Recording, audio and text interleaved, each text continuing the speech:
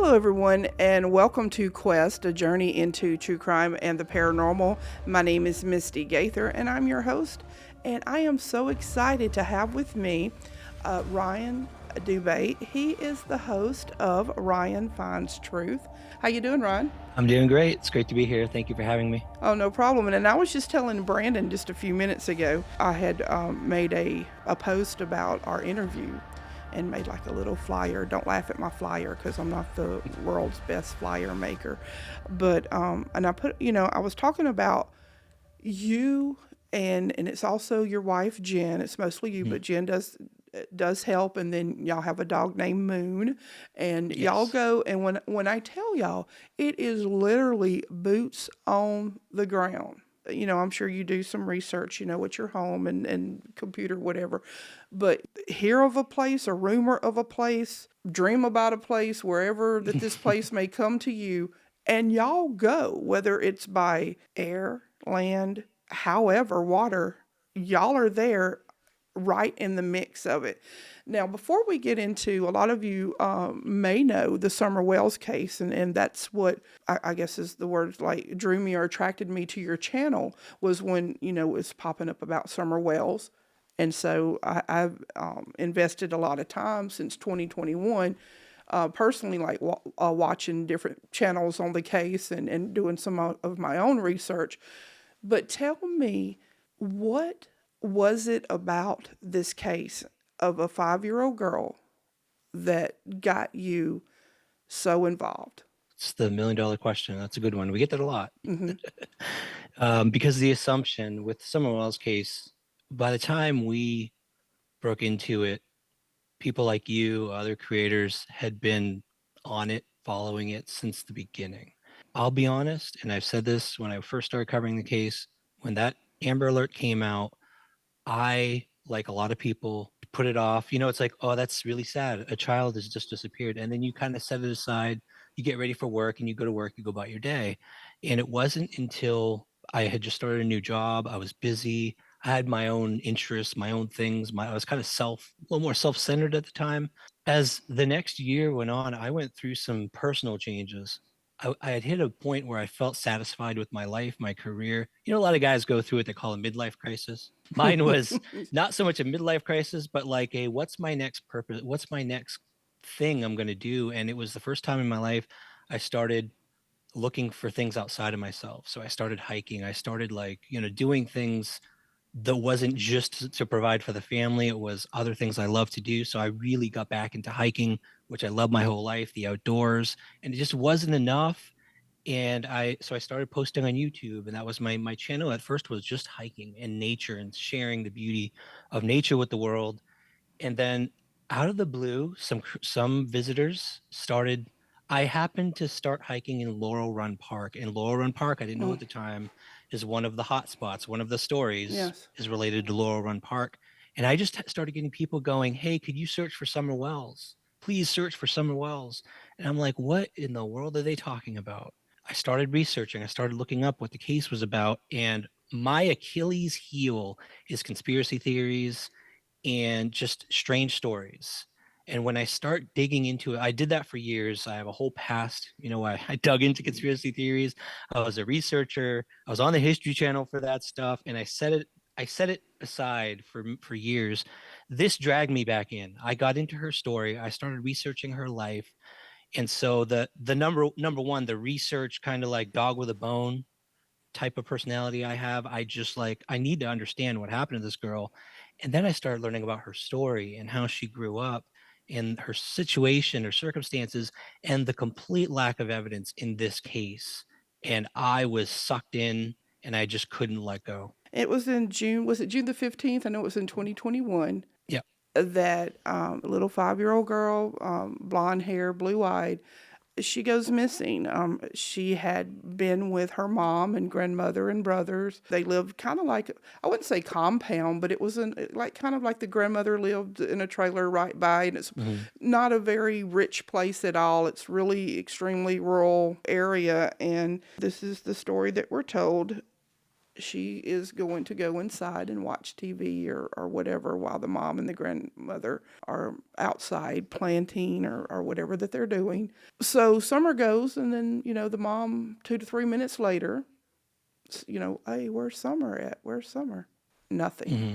She's not seen again. That's a terrible story right there. But there's more to it. Can you take it from there on what's Oh, after that? after she disappeared, I mean, they went on a massive search. They blocked off the Ben Hill Road.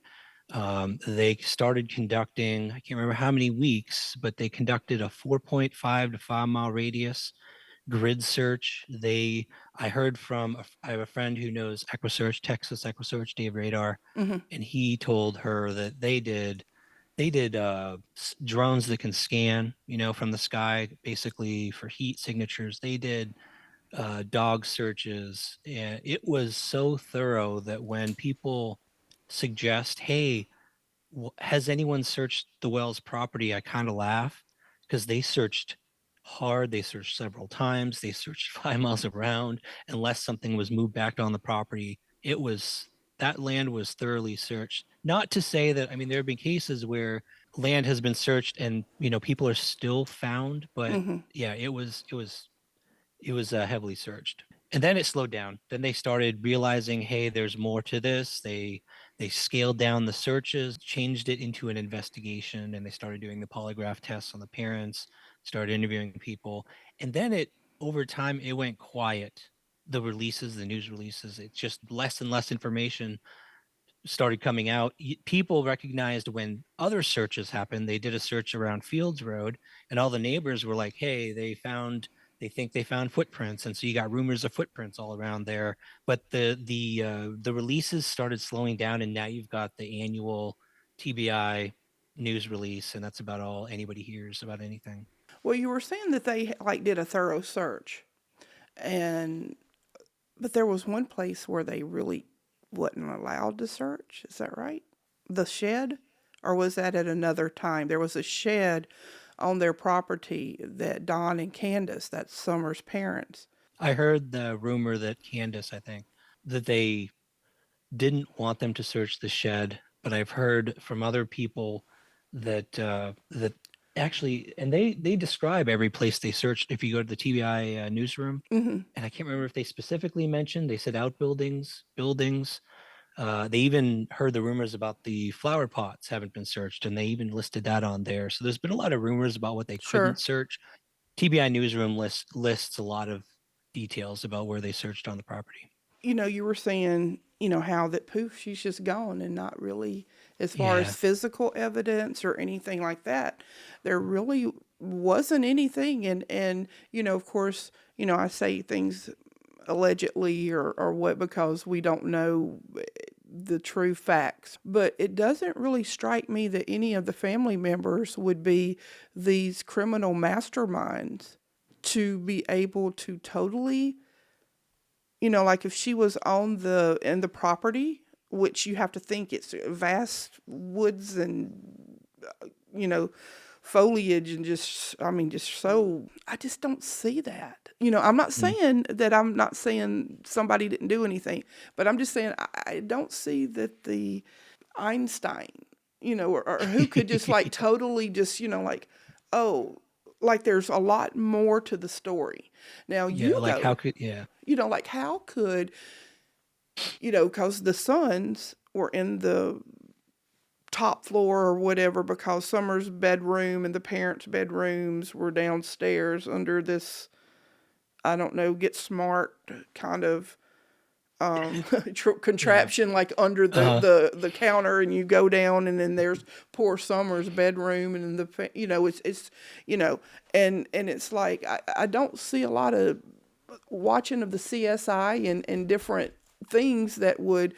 So was she actually there? I wonder, when Hmm. they're saying that she was there at the house, or did something happen when they went swimming and like, what really stands out to me the most? Two things: the video of Summer, and you know what I'm going to say, the Hmm. video of Summer dancing around in the rain Mm, by herself around a red barrel that says yep. for sale.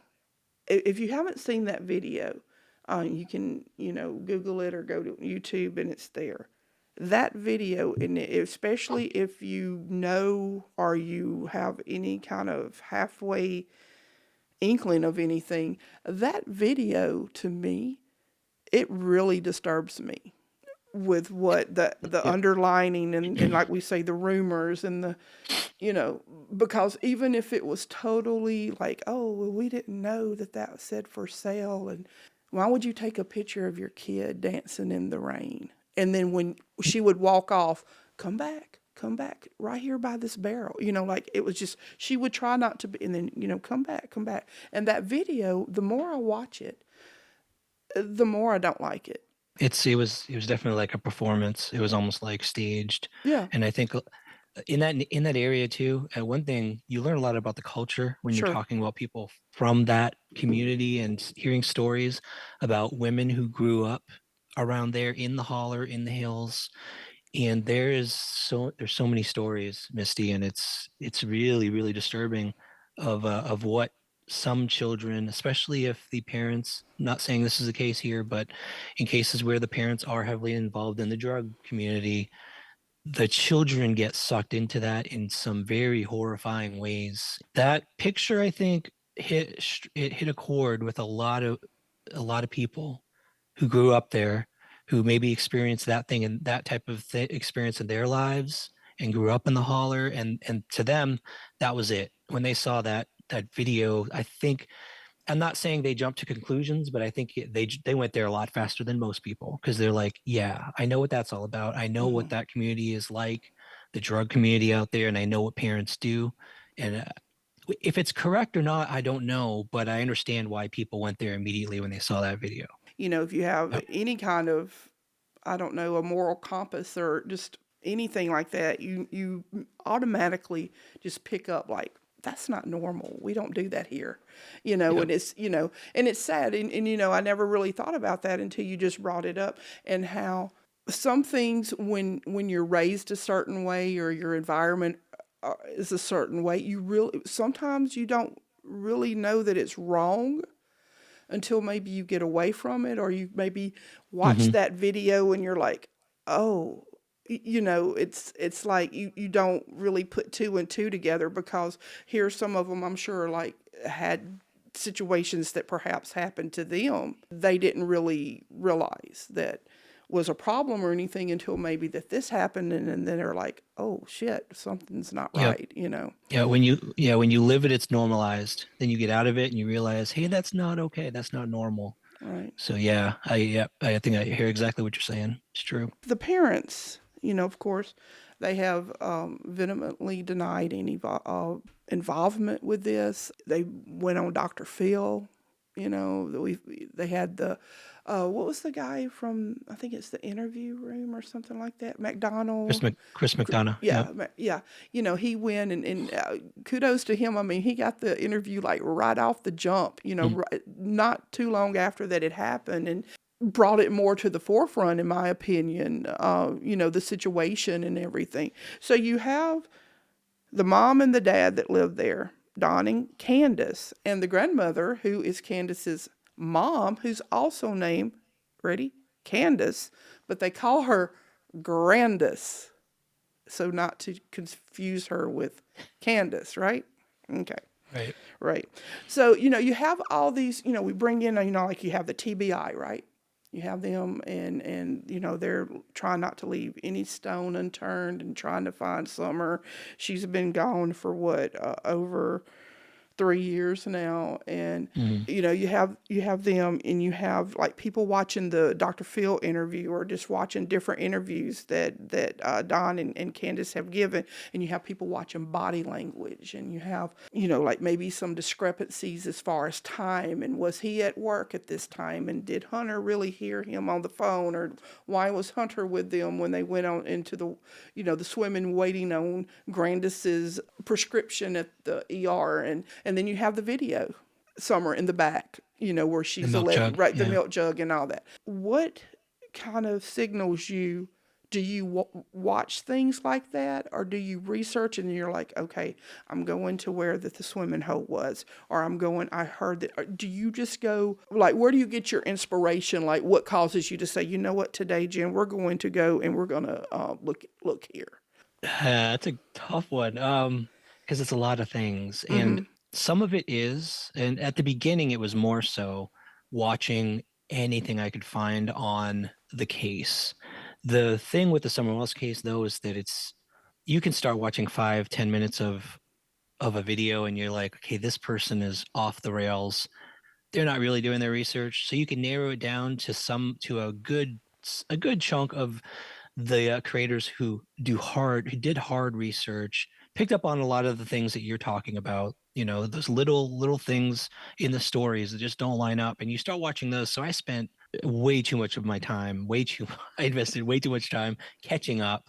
2 years, catching up 2 years on this story. You just imagine what you've got to dig through. Mm-hmm. So at the beginning, it was a lot of that, and then as I'm going along, I'm like, well, questions come up that nobody people haven't really asked, or they might have asked, but I want to check. So things like you said, this timeline, does it really work out? What's proven? My thing is, there's so many rumors in this case, and that's one thing that drives me crazy is someone will say something, either it's a creator or someone in a comment, and all of a sudden you've got everyone else saying that's true, and that it just drives me up the wall. So I made notes of things that I think might be true, and I want to verify, I want to check, I want to talk to people. And that afternoon, that timeline to me jumped out early on as being a critical piece of this whole story, because like you said, once they made the phone call, TBI showed up, well, the law enforcement showed up, then they started searching, and then everyone knows what's been happening since then. Since that 6:30 phone call took place, everything's public information. From when you've got witness accounts during the day from Hunter, from Allie, Hunter's mom, you've got some facts from at least witness statements of where they were leading up to roughly 2:30. So the last known sighting, the last known place, in my opinion, Allie said they dropped Hunter off between 2 and 2:30. Mm-hmm. So you've got them at that house at 2 and 2:30. It's questionable how long they stayed in the parking lot in the hot baking sun without air conditioning at the Food City. Right. I think that's what it was. No, it was Priceless. Priceless. That's questionable. Did something happen there? Did she overheat? Don't know. There's no proof. There might be video, but we don't have it. TBI does. But we do know, at least with pretty good certainty, that Allie said 2 to 2:30. So we've got from 2 to 2:30. We've got allegedly the video, the milk jug video, and a picture that got taken. Supposedly the meta data shows that to be 309 around there at a specific location. Again, I have asked for the proof. The people who have it said that they've sent it to TBI, but they're not willing to share. So I have not seen that proof. Take that for what it's worth. That's Mm-hmm. like, to me, that's 50% valid. How much do you trust the person? So maybe we've got them at 309 at the corner of Lone Star and Mural. Mm-hmm. It takes 9 minutes to get home from there. So let's say that's true. 309 to when they got home. 315, 320, they get home. What happened from 320 to 6:30? That's a huge window. And you can come up with so many scenarios of what could have happened. You and I could speculate probably for hours on Sure. various scenarios that are just as likely to fill that 3 hour window. That's what's crazy about this case. Nobody knows. I watched the video of when y'all actually did the driving and did the timeline, like, Hmm. okay, here we're going from the house to the hospital from, like, how long did she wait? Okay, then we went to pick up Hunter, and then we went to do the pick grandma up, and then we went to the swimming pool, then we went to the hippie shack or wherever Yeah, that it's called. And it's something like that. And then it we is. It got, is. Yeah. we bought twisted teas, and the way people think about, the twisted teas like they were just mainline and vodka or something, like, Yeah. like a one or two twisted teas, I think you're good. But, and then they went in the store, and then she stayed out in the truck with Hunter for, I don't know, 20, and y'all went through all the steps. I mean, I've seen you Yeah. go into caves, go through network of caves, and even where the swimming hole, that she's at, where Hunter said, well, she went under like Yeah. 10 or 15 seconds. And that stands out to me too. And I'm sure it does other people. Like, if it wasn't no big deal, most teenage boys, they're not going to mention it. But there is another video that bothers me as almost as much as the Red Barrel video. And that video is the church video. When, The David Dotson one, the one with him waving and her kind of looking weird. no, the No, one, I mean, I got to watch that one. that's I another must, one. yeah, okay. There's another one. This is just me personally that I was just like, Okay, and I don't know if it's because of my background of being raised in church or whatever, but it would got just it. kind of like, just kind of send off some alarms. And it's when Robin, that we haven't heard from in years, it's the video when Robin is up there singing and Summer is like on her like glue. Hmm. And Robin picks her up because she's trying to minister and, like sing a song for the Lord and stuff. And then you have poor Summer, who, in my opinion, was just so desperately craving attention. And Summer literally tries to kiss Robin on the mouth. And the moment that I saw and that was like kind of fresh after it happened, and when things started was kicking off with all the videos and stuff. And when I saw that, I was like, there's more to the story here, because Hmm. just the way it wasn't, because there are children that'll kiss their parents, whatever, on the mouth, whatever. I got that. But this had a little extra to it. And I'm not saying anything against Robin. I'm just saying that the way that Summer was acting, in my opinion, when she was trying to kiss Robin, it was more of a like you don't see 5-year-old little girls trying to kiss like that, an Hmm. adult. And then you have her mom over on the front pew all the way to the right. She's asleep. And to me, that video sums up a lot of Summer's life. You have the inattentiveness, you have the craving for attention, and you have the acting older than what she should know about. Hmm. And to me, that was her sad life that she had. Once you really get into this case, and it's so sad, and it's just, do you think it'll ever be solved? TBI does not give up. They may change it over to another team at some point. Mm-hmm. I I do believe at some point, unfortunately, it could take years. It could be one of those cold cases that someday, and you know what's equally a possibility because there's so much unknown, is that she could, who knows if, is she another Elizabeth Smart? True. Is she somewhere? Somewhere we don't know. Is she in another country? Is she in someone's house? Nobody knows. There's so little known.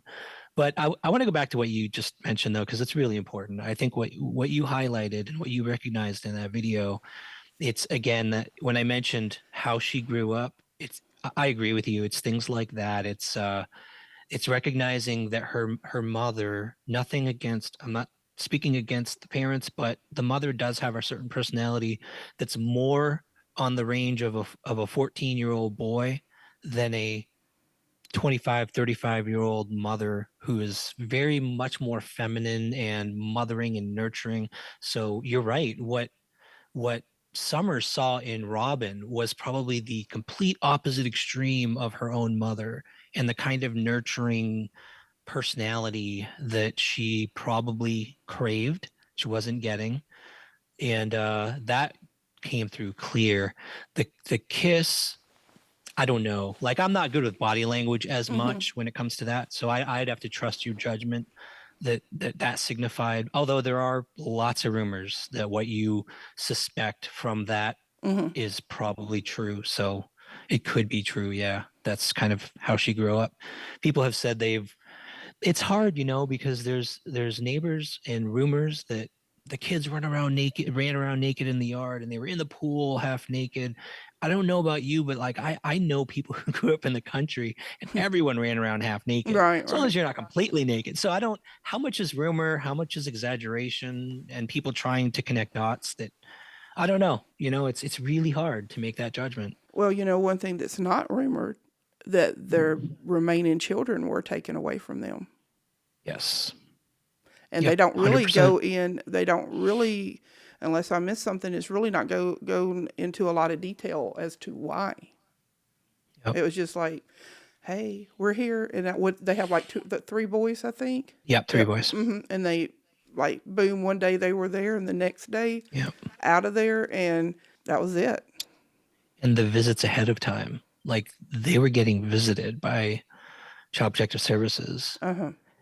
That's what's scary to me is there was warning, there was sign that there's trouble coming. The people are going to be looking, people are going to be digging, and for her to disappear at that moment, that's the thing to me that was just like that's bad timing. Because you hear the rumor about them going, what was that, Gatlinburg or wherever, and Yeah.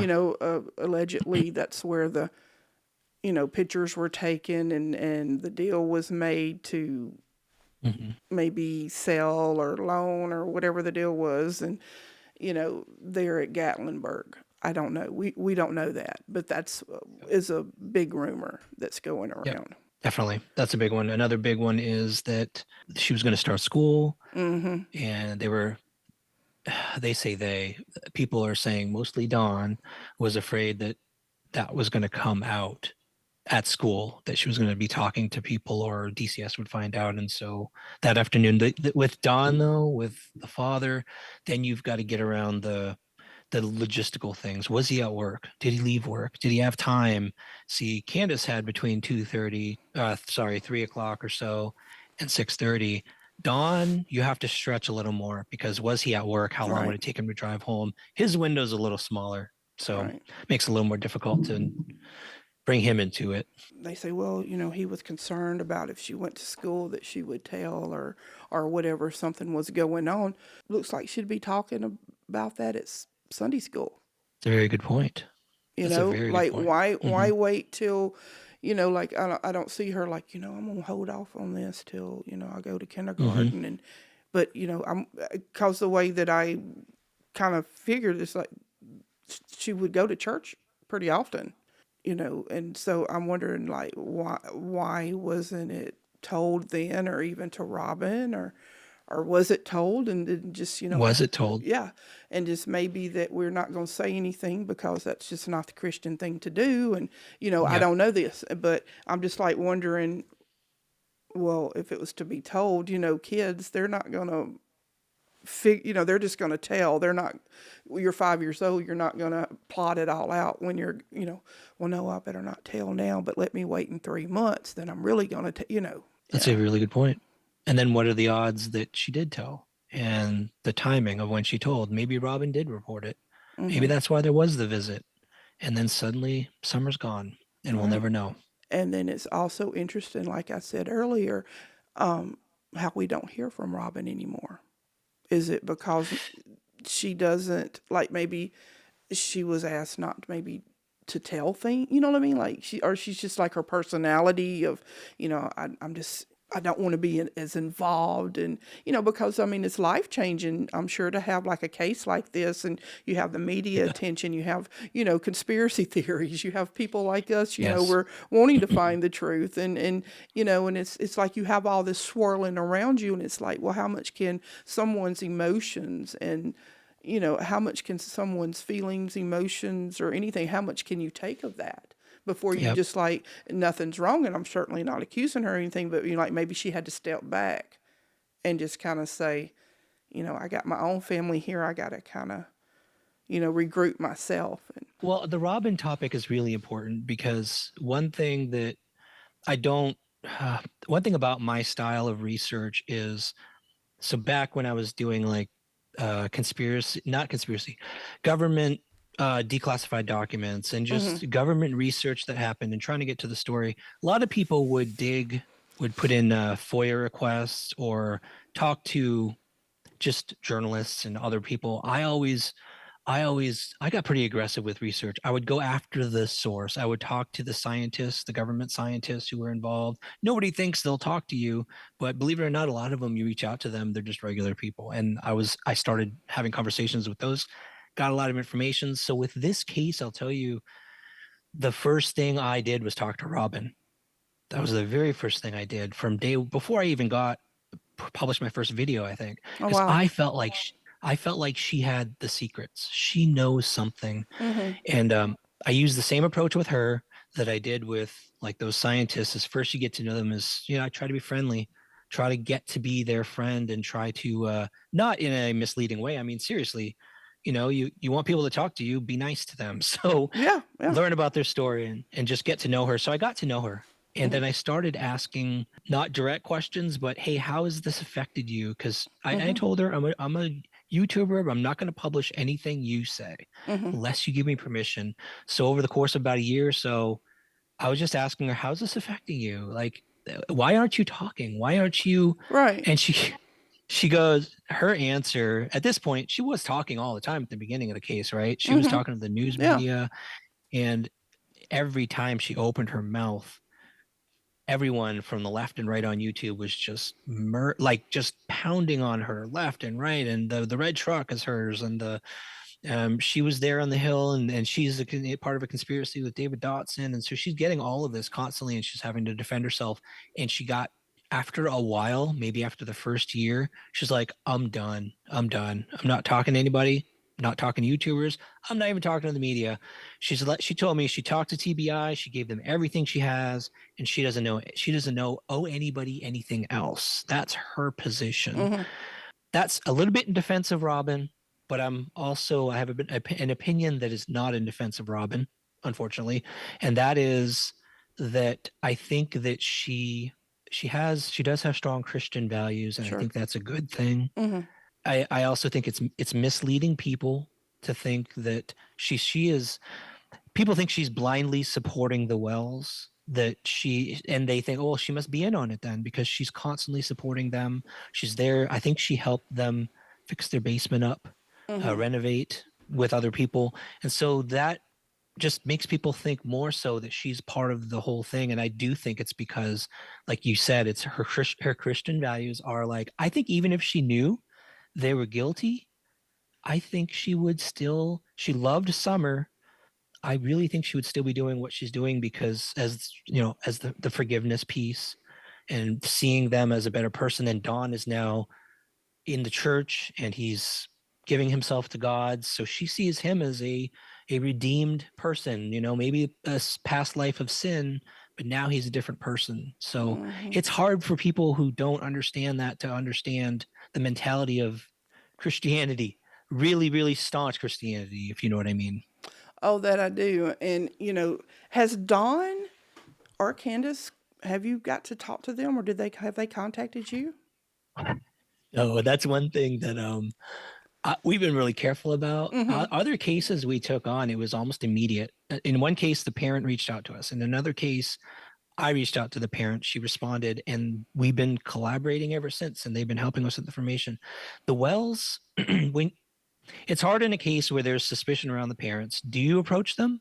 Do you cross that line? And potentially, you don't know. There's so many rumors around it. So we were really careful not to be the initial ones to reach out. We figured if they saw what we were doing, and like other parents out there who it's like, oh, free help to look for my kid, that they would eventually just reach out to us. They never did. We've been to the vigils and saw them. It never really interacted except at the last vigil. Our dog walked past Candace, and Candace actually did smile, said hi to Jen. Jen apologized for the dog getting in her face, and she's like, oh no, don't worry, I have a dog. And Jen felt like Candace had that, like a kind of, she called it an authentic. She didn't seem like she was hiding anything. Mhm. um Don, he didn't, I got the impression, like, I got the closest I got to him was we were walking along the path and he was like on the grass, so we were like 20 feet apart. He didn't say a word to me, he didn't look at me, he looked angry, he looked Mhm. like, I thought he hated me. I don't know if he was mad about something else, but I just got the impression that he doesn't like YouTubers, hates YouTubers, and I get the impression he didn't like me. So I wasn't going to approach him because I don't want to get in a confrontation. Sure. So Well, the reason I was asking because I was going more on the angle like, did they approach you? Because I remember like after this first happened, they would be like on people's channels, like calling in oh or like yeah.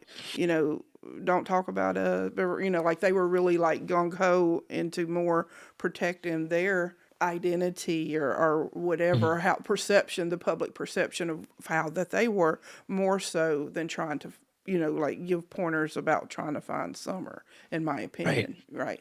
Yeah. So I was just wondering if maybe, because I'm sure that they do watch, because even though they may hate YouTubers or different, I think that they do watch a lot of YouTube, and they even, I don't know if they still do, but I know at one time they had their own channels, and they would, go on there and have their rhetoric and stuff. So, Hmm. it's a sad case, and it's in Tennessee, and I really thought it was really cool when Exploring with Nug and Adam Brown Adventures, Yeah. y'all went. I mean, this is so cool, y'all. Y'all have to watch this episode, and they are actually what Adam Brown and Nug does is they go and they search for people who have like been underwater, like maybe accident or suicide or whatever that it may be. They go and they find people who were submerged in their cars or vehicles in water for years, and they have like the y'all used to. I did not know that there was underwater drones Hmm. until I saw that episode, and I was like, oh my god, that is. Did you know, Brandon? There's. Of course you did. Not me, I just, talk smack and stuff, but I didn't know that it was, that there was such. I knew about drones, but I did not know that there was an underwater drone. But Yep. and then there was a barrel, and I was like, oh my god. When I first seen, it, I was like, Yeah. oh my god, here we Oh. go. Oh You yeah. know, My heart was in my throat. oh yeah, Absolutely. yeah. So Nug, I know that both of them have found individuals and stuff Yep. on their channels, and to collaborate with them, I think was such a an amazing thing, because it just brought another aspect and another tool in the search for Summer. Mhm. So y'all are working on some more cases, or is this Yes. more like this is the more predominant one that takes up more in your time, or as time goes by, or you're just kind of like, well, let's try to help this other person, or is it getting to be more of a widespread, Mhm.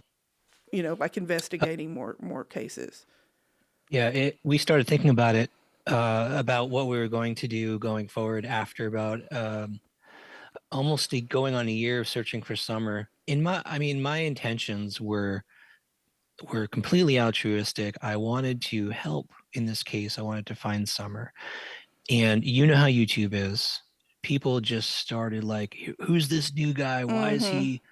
Why is he getting on this case? And I just got like, we got attacked and I got accused of only using her name for attention. I don't know what. I'm not making money off of doing this. And we're spending Sure. more than we bring in. So Exactly. I just we just got attacked. We got attacked. And then I'm like, you know, am I too focused on one case? Do I have some bandwidth?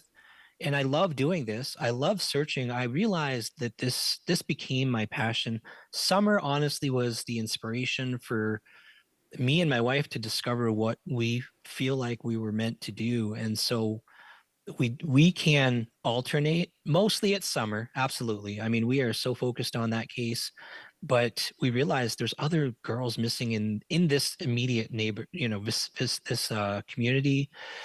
We're obviously limited resources to just East Tennessee for now, but who knows if we are successful. And there's two other cases that we were like, okay, we can dedicate maybe a search every other weekend to that case, and I'm doing research on those cases too. And who knows if we can solve, if we can provide answers to one of those families. And honestly, Misty, unfortunately, those cases are, I'm going to call them easier cases because they're more recent. There's more information. There's more people who have information. There's just more public information. In Summer's case, I feel like it's going to be there for a while, Mm-hmm. and we're just going to have to keep on grinding. Her case is one of those cases we're going to keep checking off the list, going through, and at the same time, yeah, every now and then we're going to be covering these other cases. If it takes off, if we have the resources someday, I do see myself, Jen and I, retiring to doing this full time, potentially having the resources to help across the country if possible, maybe even having a foundation, who knows. Well, you know what? That sounds like an amazing, wonderful idea to me for y'all to do that. It really does. I really appreciate you being on the show. I could like literally talk to you for hours Yeah. about this case, and and I mean, yes, I'm in Louisiana, but there are other places in the world, besides Yes. Louisiana. So, this case is one that had, it's tugged at my heart, and I've been kind of invested with it for almost for over 3 years now, and Hmm. I do appreciate what y'all are doing. And I know the commitment that you have and the drive. I mean, it takes a lot of, drive, because you think, okay, instead of, I know it's probably hard sometimes that you think, okay, or is today the day we find her, or okay, I got to get up this mountain, literally this mountain, I got to climb up this hill and look and look, and you just constantly have that push and that drive. And I just want to say from me personally, thank you for that, because Misty, yeah, coming from someone who has coming from you, someone who's been following this case from the beginning, that is that means more to me than anything, because usually often what I hear is, hey, I've been on this case since the beginning. What do you think you're doing? Why are yeah, you involved? well, And to hear that from you, someone who's been following this story since the beginning, that means so much to me. So I really appreciate that. well, Thank you. well, you're very welcome, and I hope that you'll join us again. Oh, And anytime. I Yes. appreciate it, and we can talk about other cases, or we can talk about this case, and I just really appreciate it, and thank you so much. Thank Sure. you. Thank you very much, Misty. So everyone, be sure to Google or about Summer Wells, and be sure to check out Ryan's YouTube channel called Ryan Finds Truth. Subscribe to it; you'll really enjoy it. I mean, it's heartfelt. The determination, and how that he literally, like I said, boots on the ground, him and his wife and their dog Moon. They go out and they literally search, and they don't just sit behind a desk and talk about it, but they're actually on scene trying to make a difference. So I'm honored that you're on the show tonight, and thank you. Have a good night. Thank you.